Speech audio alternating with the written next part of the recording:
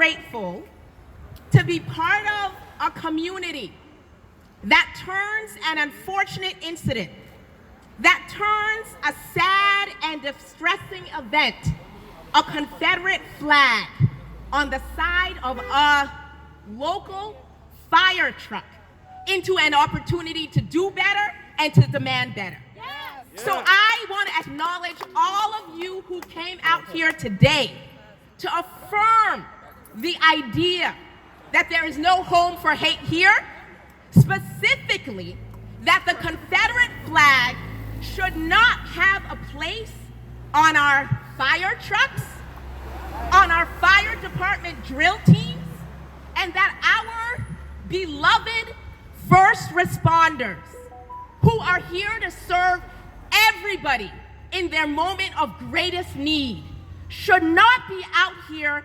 defending or making excuses for or displaying the Confederate flag in the course of their duties. So I want to honor all of you for standing up on this street side in this box we are in to affirm the fact that there should be no home for hate here. I want to also acknowledge the Brookhaven Fire Department, who have put out 2 public statements about this past Sunday's display. I personally am glad to hear that this unit will undergo implicit bias training. Yes. I'm glad to hear that the persons most directly involved in this incident will supposedly be placed on suspension pending investigation. I'm glad to hear all these things, and I commend the department for taking these steps. I really do. But I want to talk about what else needs to happen and why. About 3 years ago, we found that the fire department in Holbrook, their website had the Confederate flag all over it. Their drill team chose as their icon an image of General Robert E. Lee holding the Confederate flag and a saber. The website talked proudly about how members of the squad, folks who are still on the squad today, I might add, would hand paint images of the Confederate flag on their drill team helmets. This iconography was proudly displayed as part of the Holbrook Fire Department's history. So 3 years ago, we went to the Holbrook Fire Department. We reached out to them, asking them, what is the relationship between this department and the Confederate flag? Why is this icon deemed appropriate for their drill team? Are you aware, we asked the Holbrook FD, that the Confederate flag was created by the southern states that broke away from the Union in the 1850s, primarily over the issue of the enslavement of African peoples?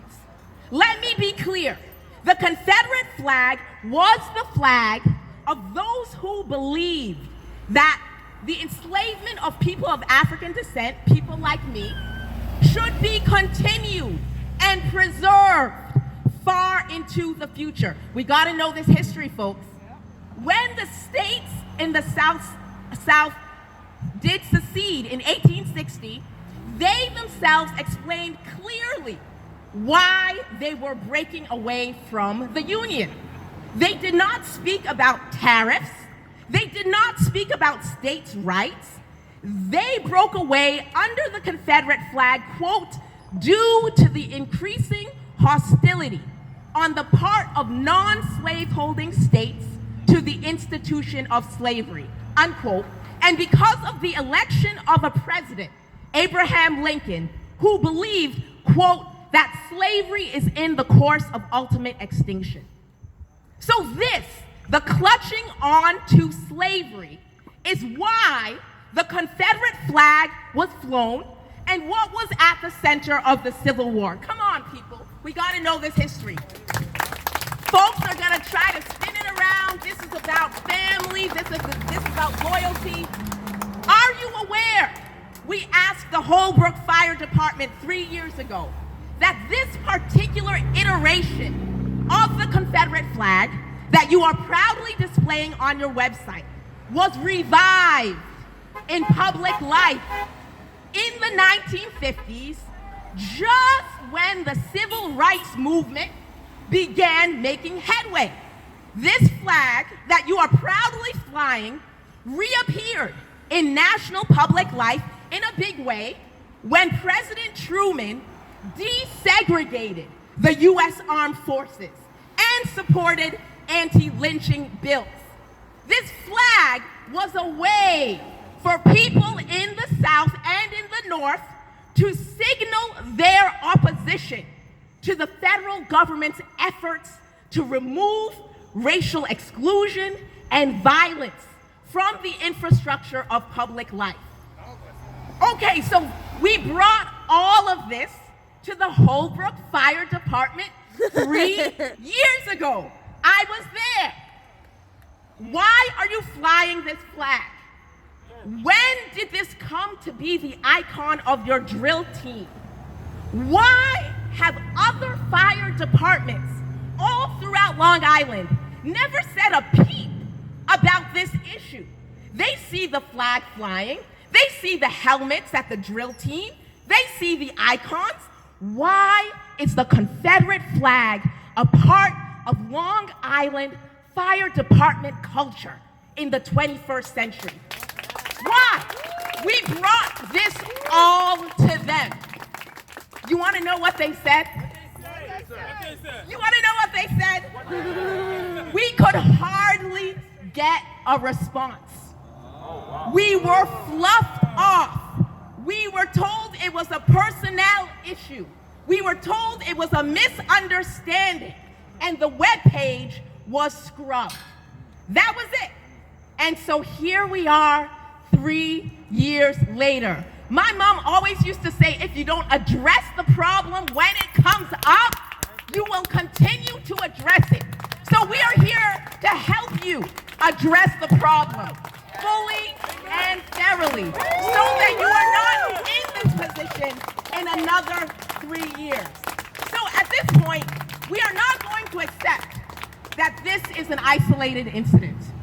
We are not going to accept that this is an individual error or a misunderstanding. There is a relationship between Long Island Fire Department drill teams and the Confederate flag.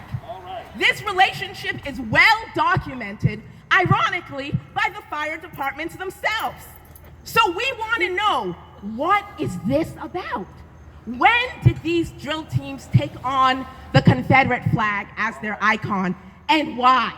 Has anyone spoken out about this within fire departments? If they have, what happened to them? If not, why not?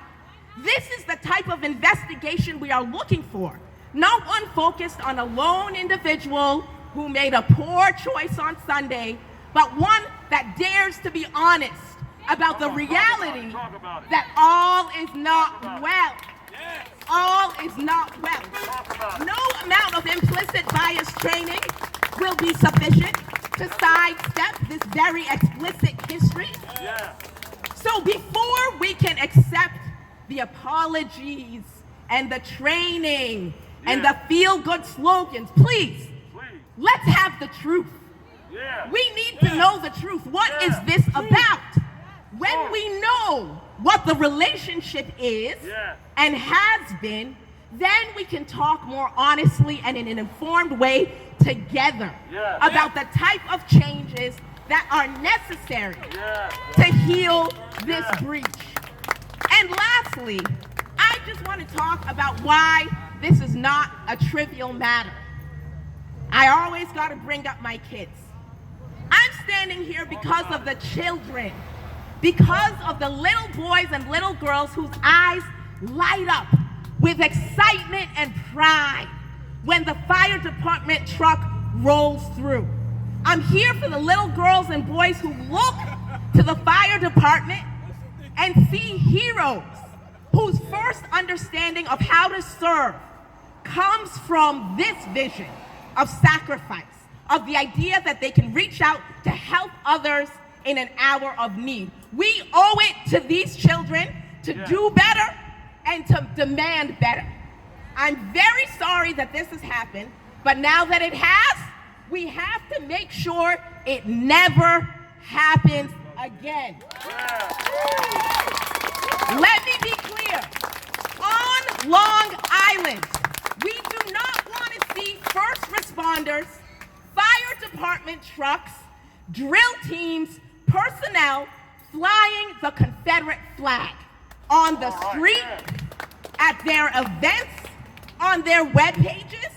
And if there are people within these units who cannot give this flag up, who cannot honor a sick comrade without waving the Confederate flag, who believe that this flag is such a part of their culture that they cannot do without it, those people need to do something else with their free time. They need to fuck off. They do not need to be first responders. We have to get to the root of this and decide that all our communities matter, our whole history matters, all of our children matter, and that right is always right. Right. That's all. All right.